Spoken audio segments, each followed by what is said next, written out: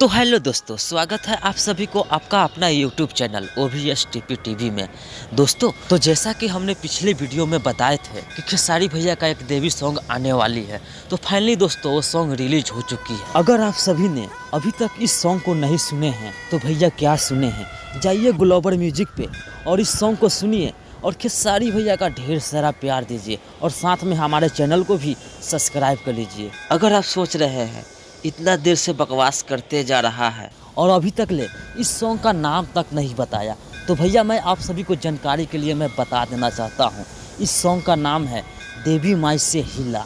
भैया ये सॉन्ग बहुत ही काफ़ी कमाल की है और बहुत ही काफ़ी सुपर डुपर हिट है। तो जैसा कि आप सभी स्क्रीन पे देख रहे हैं, खेसारी भैया के साथ डिम्पल सिंह भी नज़र आ रही है। तो आप सभी को जानकारी के लिए मैं बता दूं, इस गाने का राइटर है कृष्णा बेदर्दी और इस गाने को गाए हैं हमारे भोजपुरी के दबंग स्टार खेसारी भैया और उनका साथ दिए हैं खुशी कंकर और इस गाने का संगीत दिए हैं आर्या शर्मा जी ने।